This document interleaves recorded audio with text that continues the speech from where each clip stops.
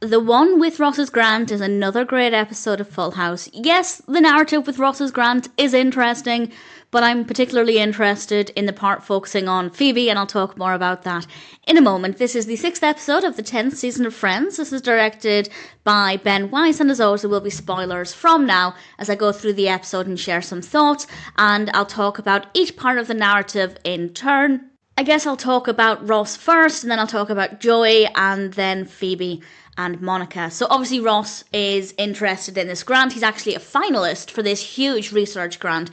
But Charlie's ex is the person who decides who gets the grant. So needless to say, that might not look very good for Ross. But they decide to go to dinner with him. This is Benjamin Hobart, played by Greg Kinnear, and they're going to go and butter him up to try and give Ross a bit of an edge. But it doesn't exactly go according to plan, because when Charlie is out of the room, she goes to the bathroom.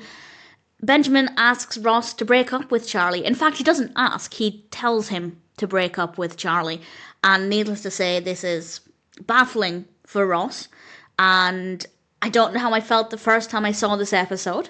But I would imagine that's not what I expected to happen. In fact, the way this entire narrative plays out, I think is quite unpredictable in a really fun way, but it also kind of still feels believable. Ross has an interview with Dr. Benjamin Hobart with 2 other candidates as well, and the other candidates are being asked questions about their research grant proposal, and they're very legitimate questions. And then Ross is asked questions like, when's my birthday? Now, there is no reason why he would know Benjamin Hobart's birthday, and there are some other questions as well that are just a little peculiar. It's very unprofessional. This is maybe the only aspect that I don't believe.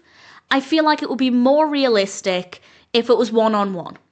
Whereas, I feel like Hobart, and yes, I realise I'm calling Benjamin Hobart multiple different names. I apologise if that's annoying. It's annoying me.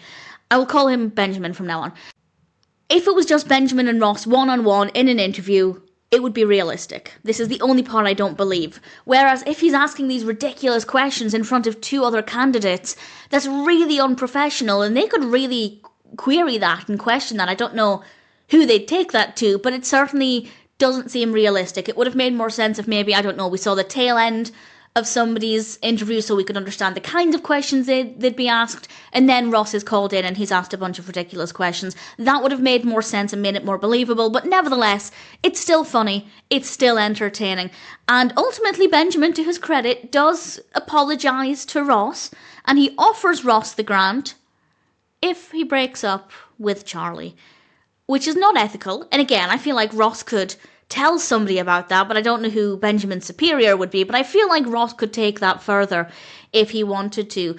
And Ross makes Benjamin tell Charlie the truth about these ridiculous interview questions, about demanding that he breaks up with Charlie. And then Charlie says she might get back with Benjamin. Obviously reconnecting after all of this time is bringing back old feelings. And then she ends up saying she loves him.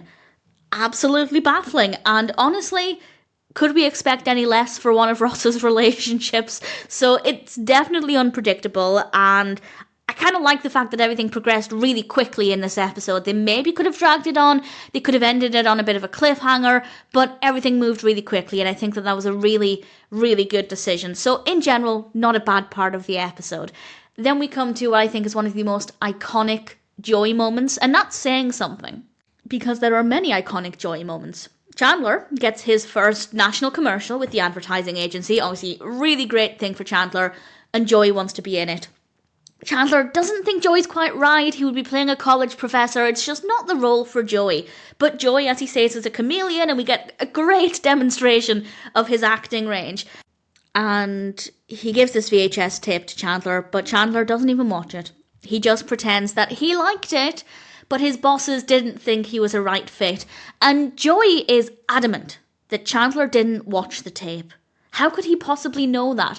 Now, I cannot remember what I thought might have been happening the first time I watched this. I feel like this is one of those episodes where even if you've only seen it once, you're going to remember what happens next. So we do get a bit of suspense, I think, as we wait to find out why Joey is so certain Chandler didn't watch this. And eventually, Joey puts on the tape and we get the Ichiban Lipstick for Men commercial. And on Joey, it looks pretty good. Obviously, things in advertising tend to look better than they do in real life. And it's good fun. It's this Japanese commercial he did for this, well, for Ichiban Lipstick for Men. And it's just really good fun.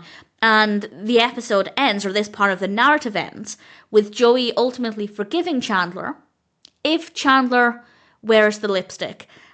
And yeah, it looks less like lipstick on Chandler and more like cyanosis, so it doesn't look great in real life, but in the advert it's great, it's good fun. And yeah, Joey is a chameleon. And then we come to my favourite part, and this actually starts off in Central Perk, establishing that Phoebe has her engagement ring, she shows it off, she gives Rachel her little black book of guys' numbers, and then she's making room in her apartment for Mike to move in. And she has to give up Gladys. I don't love the fact that Phoebe does seem to have to get rid of a lot of stuff or put stuff in storage. Her apartment isn't really that cluttered or chaotic. That part of it's a little unbelievable. I feel like there would be room for Mike's stuff, or it would make more sense to wait until Mike brought his stuff. And then you can kind of figure out where you need to make space. Maybe I'm overthinking it, but it just wasn't the most believable. Nevertheless, Mike did say, you need to get rid of Gladys.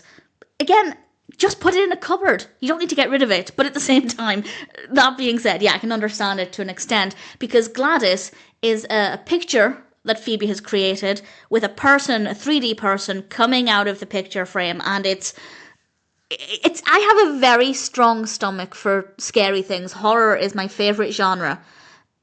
I don't think I'd have a problem with having, for example, a replica Chucky doll in my house or an Annabelle doll. But I do not want Gladys anywhere near me. Genuinely creepy. It looks great, but it's creepy. And Mike said no. So Phoebe gives Gladys to Monica. And Rachel feigns jealousy. And then Phoebe brings over Gladys. And Rachel is just loving it. She is having a fantastic time. Excitedly trying to find places in the house for Gladys. It's really great fun. And then the next thing we know, Joey bought Gladys from Monica. And Rachel says, you have to get rid of it. And Joey responds, but it's an original Buffay, which I thought was really, really sweet. I think he genuinely wanted it because it was an artwork of Phoebe's. I thought that was really lovely. And then Rachel tells him that it's haunted, and she paints this really vivid description of Gladys using her one arm to drag herself across the floor, and it's beautifully written, beautifully told, really, really good fun. And that's enough for Joey. Gladys has to go. So it goes back over to Monica's, and Rachel and Monica are fighting over who has to keep it, just as Phoebe comes over with a gift for Rachel. And this is Glynis. And Glynis is arguably creepier than Gladys, and now they are genuinely fighting over who gets to keep Gladys because neither of them wants Glynis. And then we have the most fabulous ending to this part of the episode.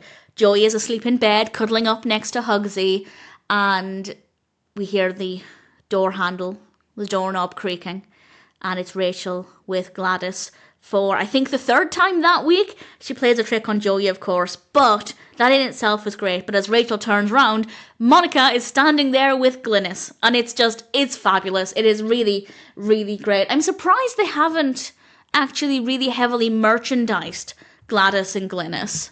For example, you can buy a Hugsy. I know you can buy it at the Friends Experience. I assume you can buy it online somewhere. I was going to get one. I was so tempted, but I didn't. Kind of regret that, actually. And other, Friends merch. But I'm surprised. Maybe they just think genuinely nobody would want to buy it. But they could do little keychains and things. They could definitely do some things. They could do a backpack version. There's a whole range of things they could do with Gladys and Glynis.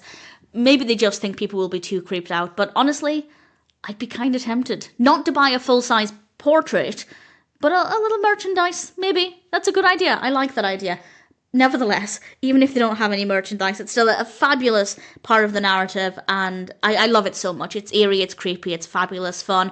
The story with Ross is also very good, unpredictable, really brilliantly paced, and of course, Ichiban Lipstick for Men will always be fantastic, making the one with Ross's Grant yet another brilliant Season 10 episode of Friends.